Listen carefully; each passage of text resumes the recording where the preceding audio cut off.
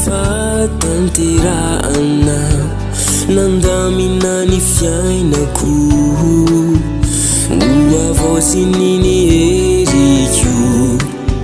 miankina aminy aoka faly Jesosy Kristy ilay tianay ho fantatra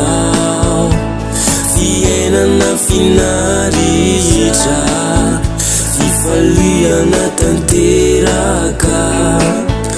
fanafana fandresena izao ny fitiavany no mampiorinay ho avindra izy akay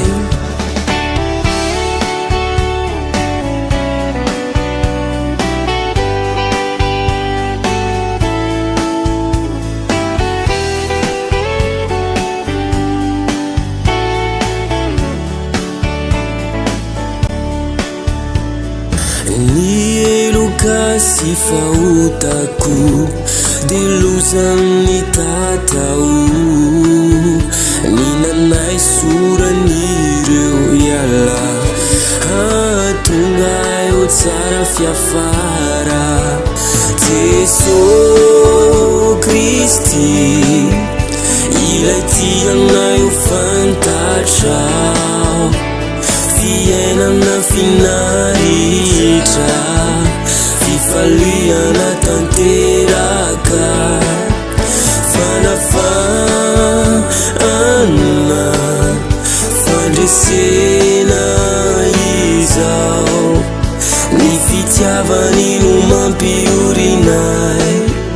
ho avindra izy akay Jesosy Kristy ilay tianay ho fantatra fiainana finaritra fifaliana tanteraka fanafana fandresena izao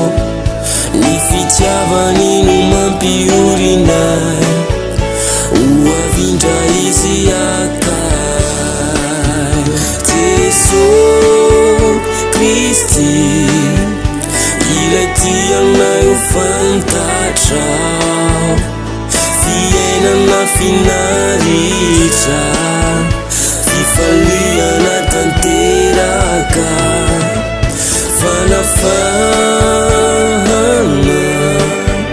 fandresena izao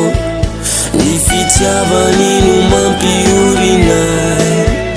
ho avindra izy akay